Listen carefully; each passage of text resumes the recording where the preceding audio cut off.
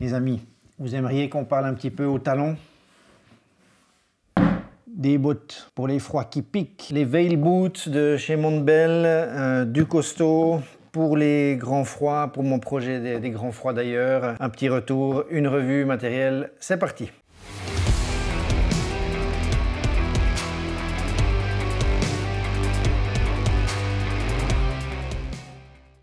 Bienvenue à toutes et tous sur Grandeur Nature. Ici, on cause bivouac, randonnée, matériel, trucs et astuces. Aujourd'hui, je vous présente des bottes assez spécifiques. Hein. C'est donc des souliers d'hiver pour les grands froids. C'est des bottes qui seront donc utilisées principalement pour les activités hivernales comme la luge, un peu de randonnée, aussi pourquoi pas en ville. Hein, mais voilà, les raquettes.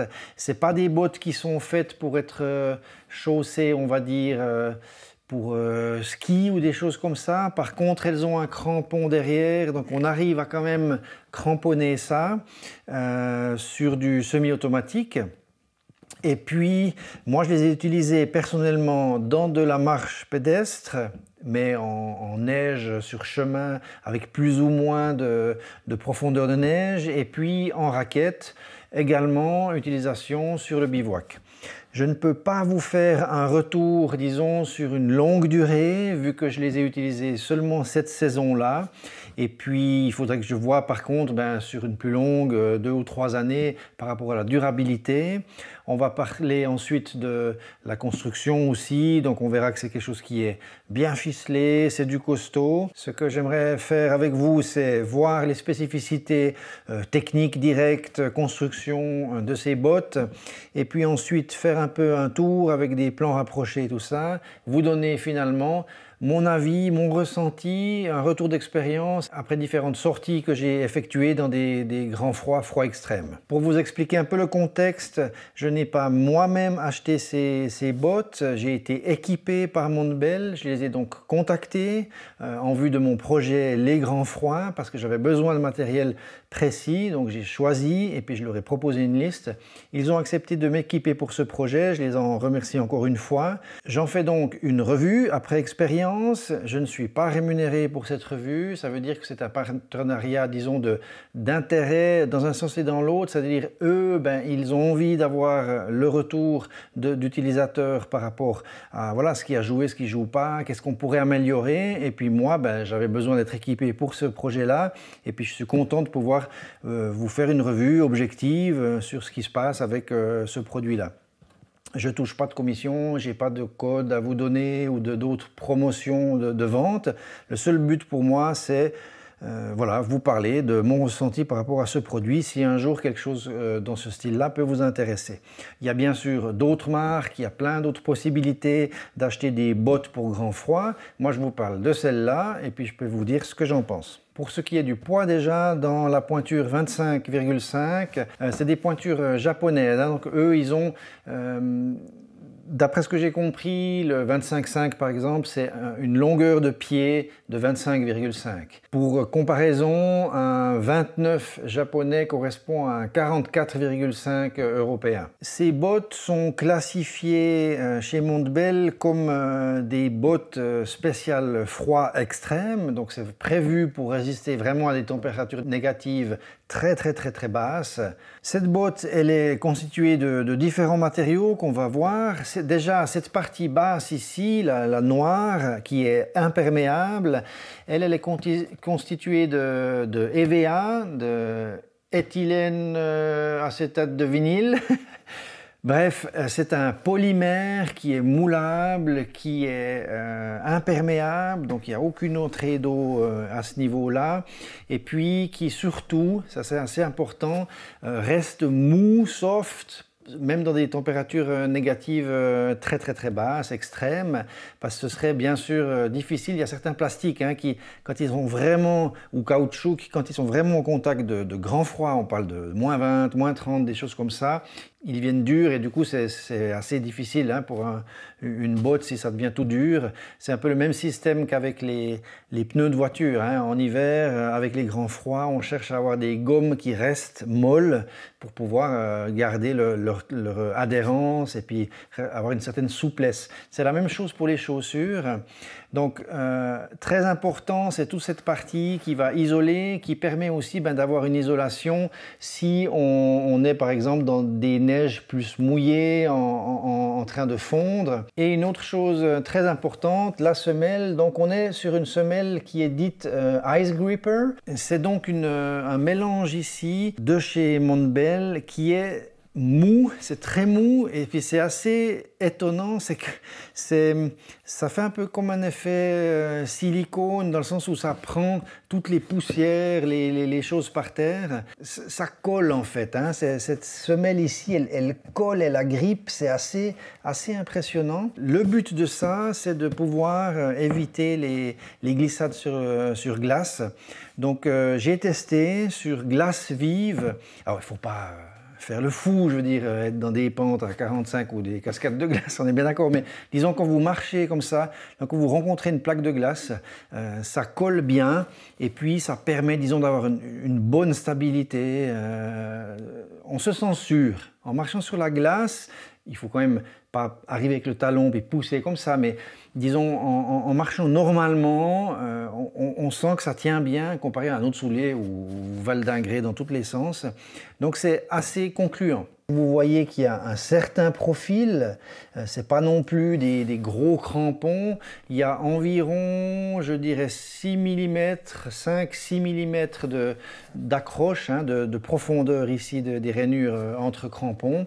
Donc ça reste quand même une semelle assez accrocheuse, sans être très profonde, on va dire. Pour la structure supérieure ensuite, c'est un mélange entre du nylon et du cuir. Donc on voit ici ces renforts là qui sont en cuir avec des coutures doubles qui font tout le tour ici. Toutes les coutures sont doubles, hein, donc c'est du costaud. C'est pas juste du collage avec juste un petit fil de couture, hein, c'est couture double.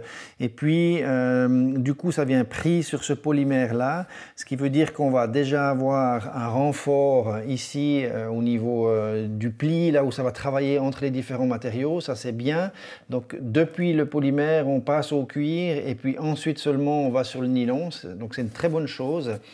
Ça fait aussi des passages de rigidité, hein, je pense, ça c'est bien. Le talon a une bonne protection sur l'arrière ici, toujours en cuir, qui remonte assez haut. On a une bonne languette ici de chaussage, ce qui est important parce que dans ces grosses bottes-là, des fois, pour passer le coude du pied, c'est assez important. C'est du costaud, c'est du gros nylon, c'est du gros stuff. Ici, c'est très rembourré, on va voir justement maintenant quelque chose d'assez spécifique. Et puis, on a un système de lassage, système BOA. Donc, le système BOA, c'est un système avec une... je me cache pour pas qu'ils me prennent le focus sur les yeux. C'est un système donc de roues, hein, de roues comme ça, qui va serrer.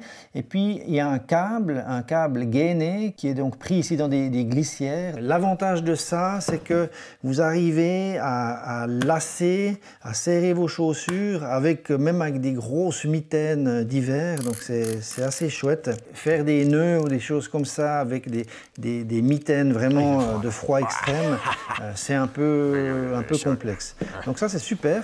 On parlera après, il y a un petit point négatif par rapport à ça, on le verra à la fin sur les positifs négatifs, propres au système BOA, on va dire. Le soulier lui-même est fait en Chine, et puis la paire coûte 259 francs suisses. Je vous laisse regarder l'équivalent sur les sites européens de Montbell ou américains, enfin, etc. Maintenant, on va passer à l'intérieur, donc c'est aussi important d'avoir ce retour-là. Chose très importante quand on est avec des froids pareils, quand vous dormez sous tente ou à la belle étoile, enfin bref, vous avez marché, vous avez vos chaussons qui peuvent être un petit peu humides à l'intérieur. Si vous laissez les chaussures comme ça au froid, tout va complètement geler. Et puis le matin, quand vous allez rentrer dans la botte, ça va être vraiment glacé, ça va vous refroidir les pieds, vous n'arriverez pas à vous réchauffer. Donc, il y a une fonction qui est connue sur les bottes de grand froid, c'est d'avoir un chausson intérieur. Vous enlevez un scratch qui est sur la languette, Et puis, vous allez pouvoir retirer ensuite un deuxième scratch qui est sur l'arrière et tout le chausson va venir. Hop. Voilà, donc maintenant on voit l'intérieur de la botte. Sur le polymère à l'intérieur, il y a une bonne semelle, hein. Moi je l'estime là, elle doit faire en tout cas 2 cm, voire 2,5 cm. Avec les crampons, ça doit faire un 3 cm je pense. Et puis sur l'avant ici, je dirais un 2,5, 2,5. On a une petite montée sur l'arrière, ça veut dire on a quand même un plat qui vient comme ceci et puis ensuite un petit talon. Le but de l'épaisseur de cette semelle en polymère, c'est une isolation, hein, le plus possible depuis le sol froid pour qu'il y ait moins de communication et de ponte froid. À savoir que cette partie-là qui est sur les pieds ici, elle est relativement fine, hein. Là par contre, ça fait, je dirais, 2 mm, 3 mm à peu près, quelque chose comme ça, sur le devant du pied. Le chausson intérieur, donc vous avez ici une partie dessous un peu anti-glisse. Et puis ici, une partie en haut, c'est une mousse. Ça ressemble un peu au combi de plongée, un peu un truc comme ça, hein, mais c'est pas tout à fait la même chose. C'est en tout cas assez léger, environ 1,4 kg pour une paire, 1,5 kg. Et ensuite, tout l'intérieur ici de la botte est fourré. La composition, c'est 80% de laine et il y a aussi de la polaire en polyester. Et au fond de ce chausson, vous avez encore une semelle de propreté moulée comme ça, on va dire standard, hein, de souliers qu'on peut trouver dans n'importe quelle chaussure, mais qui permet de pouvoir quand même changer cette semelle de propreté.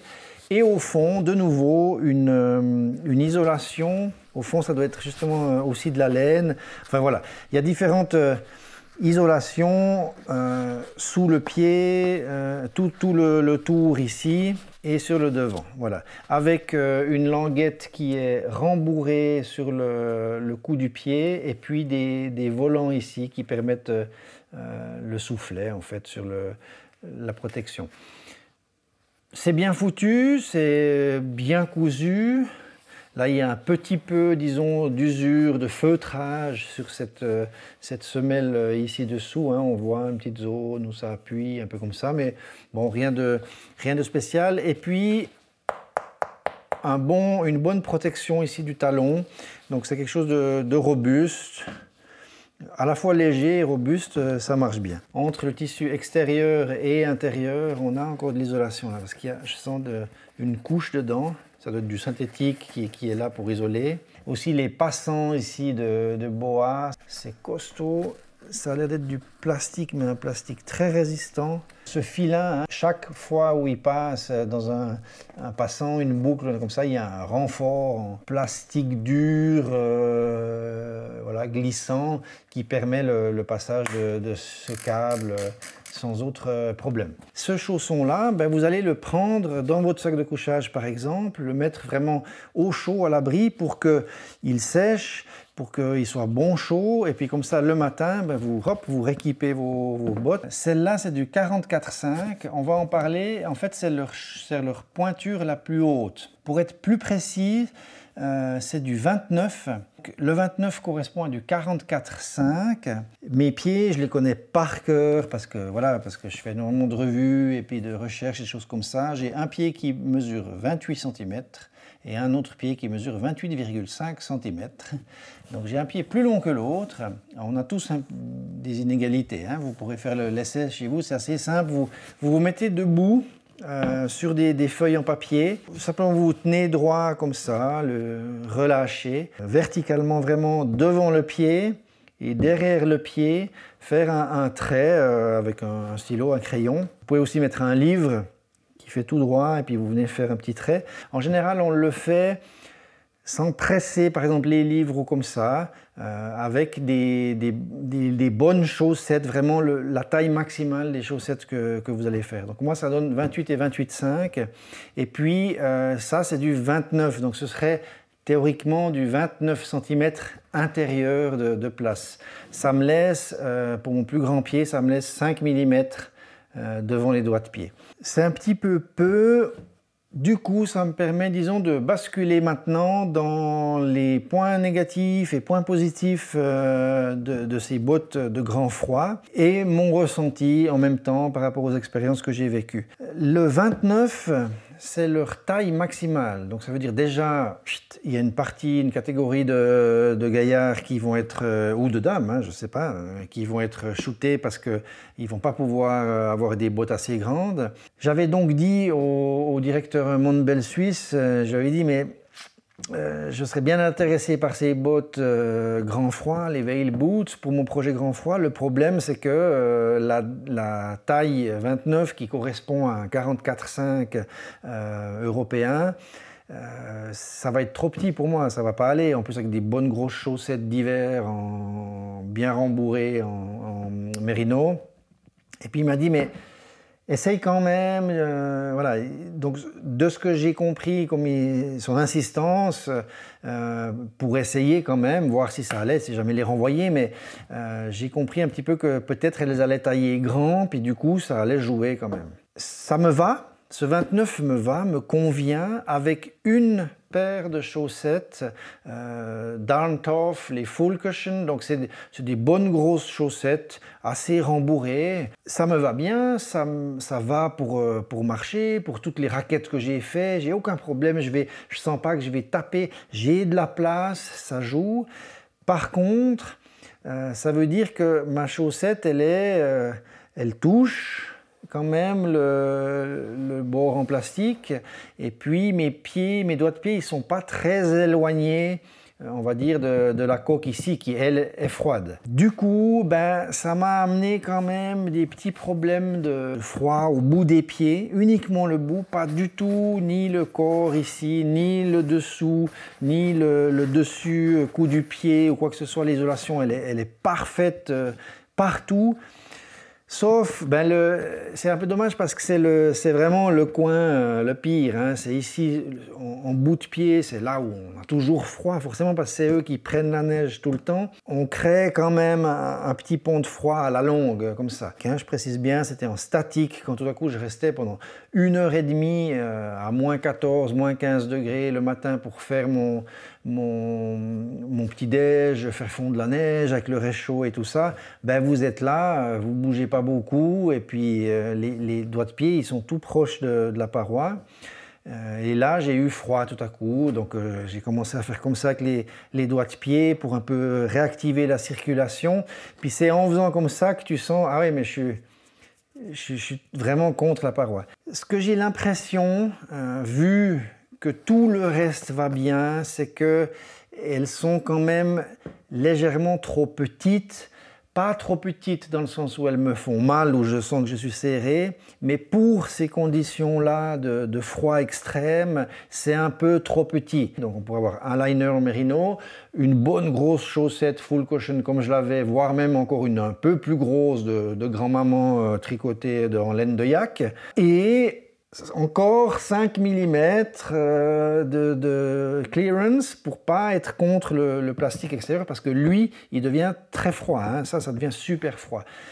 Je sais que ça devient super froid, enfin on l'imagine bien sûr, mais en plus j'en ai la preuve dans le sens où quand j'ai enlevé mes chaussons et qu'il faisait moins 20 et compagnie, au moment où je suis allé me coucher, ici, ce chausson intérieur, lui, il a aussi une fonction, c'est que vous avez chaud des pieds quand vous marchez de ça, de toute façon, et puis vous avez une transpiration naturelle, hein, des pieds, et j'avais carrément du givre ici. Donc ça veut dire que la transpiration, ce qui est très bien, avec cette espèce de mousse, hein, comme ça, type combinaison de plongée, si on veut, l'air passe bien, donc votre transpiration, elle s'évacue, elle va vers l'extérieur, ce qui est super, il ne faut pas que votre pied soit trop mouillé. Simplement, quand elle arrive ici sur l'extérieur, elle arrive en contact avec cette paroi qui est toute gelée, et puis du coup, ça givre. Le soir, quand je me suis couché, je sors mes chaussons, je vois ça, je me dis « Waouh, qu'est-ce que c'est ?» Et puis en fait, je me suis dit après « Non, mais c'est juste, c'est normal. » Mais du coup, il ne faut pas toucher, hein. Il faut un peu de la place, voilà. Il faut un peu de la marge en bout de pied surtout, et puis c'est juste ce qui manque. Donc c'est un peu difficile parce que c'est un point négatif par rapport à mon expérience, mais je pense que si j'avais pu avoir du 29,5, peut-être du 30 c'est un peu trop grand alors, parce qu'après il ne faut pas non plus flotter et puis qu'on ressorte, il ne faut pas non plus qu'on ait le talon qui se lève à chaque fois, hein. Donc peut-être du 29,5, j'aurais eu aucun souci et pas froid. Voilà. Vu la qualité de ces bottes, je mettrais ce point négatif sur un manque de taille disponible, ça veut dire ça s'arrête à 29. Voilà. Rien de plus à dire. Peut-être dans le futur, je ne sais pas, hein, je ne veux pas m'avancer pour eux, mais peut-être dans le futur, ils vont, en fonction du succès des bottes, peut-être avoir une pointure de plus ou pas, etc. C'est vrai que je pourrais un peu souligner ça. Chez Montbell, il y a parfois des tailles qui ne sont pas forcément toujours... Je peux être des fois dans le maximum. Il y a aussi des tailles asiatiques qui sont plus petites, donc il faut... Un équivalent L pour moi serait XL, par exemple, sur les tailles asiatiques. J'ai des grands pieds, mais assez standards, hein. Puis il y a quand même pas mal de gars que je connais, des grands mecs, qui ne pourront pas acheter ces bottes parce que si moi je suis juste, il manque quelques pointures peut-être. Un autre point négatif, si on veut, c'est de nouveau assez compliqué parce que c'est une espèce de mélange. C'est le système BOA. C'est plein de choses prometteuses et puis c'est génial, surtout avec les grosses mitaines pour pouvoir agir. Pour délasser, vous tirez dessus, pouc, ça s'ouvre complètement direct. Donc ça, c'est super. Ensuite, vous le reclippez. Vous pouvez serrer comme ça. Ça prend d'un coup tout. Alors, entre guillemets, ça prend 2 temps, hein. Moi, comment je peux vous montrer? Comme ça, voilà. Je ferme là, et si vous voyez, ça serre bien le dessus, mais après, j'ai souvent envie de revenir, juste prendre un petit coup avec le doigt pour serrer un peu plus en bas et de continuer ensuite. Sur les lassages, moi, ce que je fais des fois, sur certains souliers, je croise à ce niveau-là, juste sur le cou du pied. Je fais un double passage, en fait, comme si j'allais fermer avec un nœud, exactement ici. Et puis, je continue ensuite à lasser jusqu'en haut, ce qui me permet d'avoir une certaine tension jusqu'ici, puis ensuite d'avoir un blocage par friction ici, hein, comme j'ai passé plusieurs fois le lacet l'un dans l'autre. Donc je peux régler une certaine tension ici, ensuite il y a un pseudo-blocage, puis après pour le reste de la montée, j'ai une certaine tension aussi. Ça me permet de bloquer par exemple un peu plus fort au niveau du cou du pied pour bien mettre le talon au fond, donc ça m'empêche le talon de monter parce que je suis tenu un peu plus fort ici, mais d'avoir quelque chose d'un peu plus lâche en haut, sans serrer le mollet ou trop tenir la cheville, par exemple, ce genre de choses.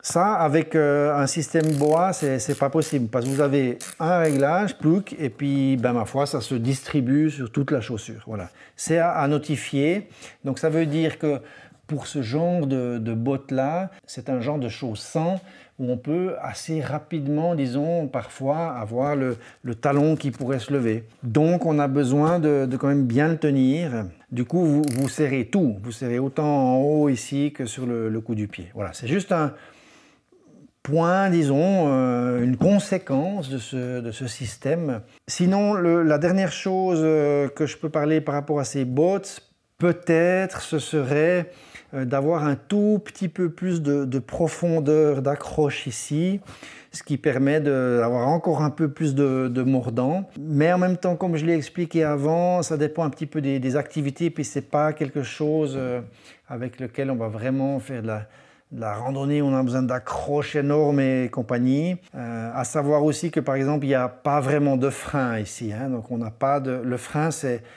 quand on a dans la semelle un trou, et puis ici, tuc, un petit angle droit qui revient sur le talon, qui permet de bloquer et de venir vraiment freiner, s'accrocher dans le terrain sur les descentes.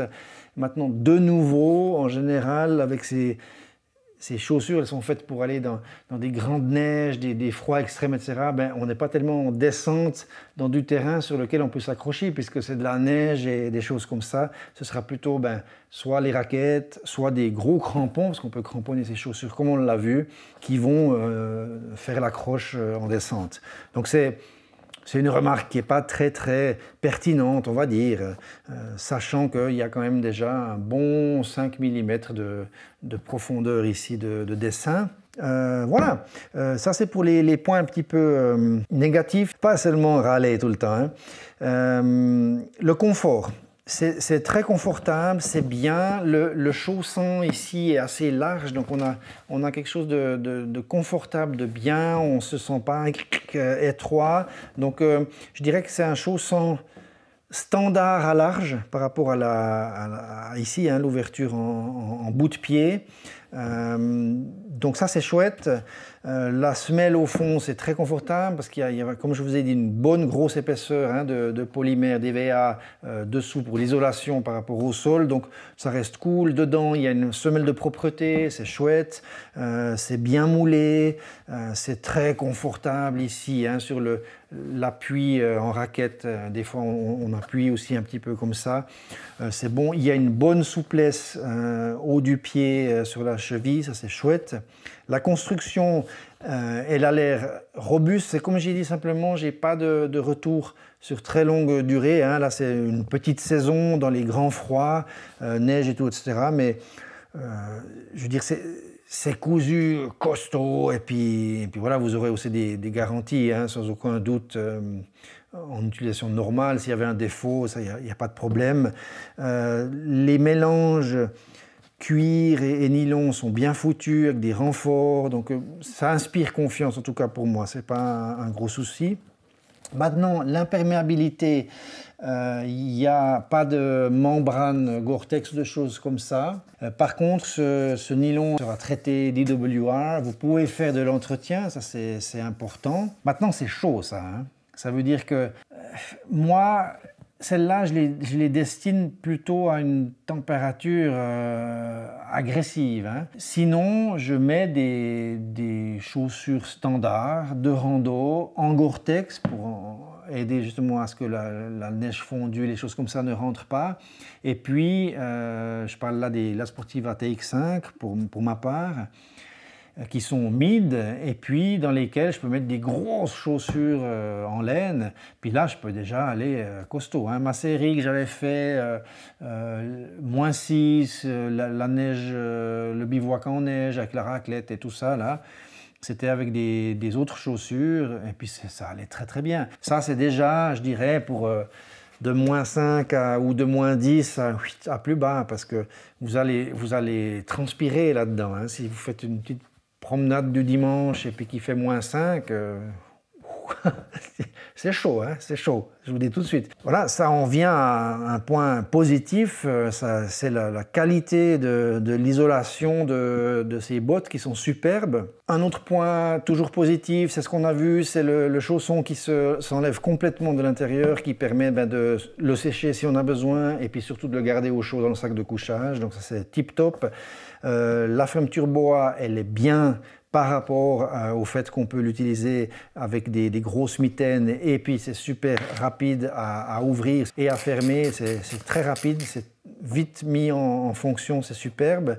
Et puis une bonne protection sur le bas, voilà, c'est des points qui sont positifs. Moi, je suis content de ces bottes, c'est quelque chose qui va bien. À savoir que c'est quand même une utilisation spécifique, à vous de voir si c'est quelque chose qui pourrait être intéressant pour vos pratiques, notamment par exemple la raquette. Je ne sais pas si on peut mettre ça sur un snowboard, avec les chaussures, les coques machin qui sont sur le snow. Je ne sais pas, c'est à vous de dire. C'est peut-être trop souple, je ne sais pas. Voilà tout le monde, la revue des Vail Boots de Montbell, elles viennent de sortir, hein, il y a quelques mois. Ils ont aussi d'autres modèles un peu moins chauds, il y a aussi d'autres modèles femmes, j'ai vu. En tout cas, c'est un produit qui est concluant, qu'on espère voir évoluer dans le sens aussi pour le choix proposé des tailles disponibles, si possible. Dans ce cadre-là, je peux le recommander. Faites juste gaffe à vos tailles. Hein. Si cette revue vous a plu, vous a appris des choses, merci de mettre un petit pouce bleu et puis abonnez-vous à la chaîne pour être mis au courant de toutes les nouvelles vidéos qui sortent. C'est au minimum une vidéo par semaine. D'ici là, bonne rando à vous, prenez soin de vous et à la prochaine. Ciao, bye bye.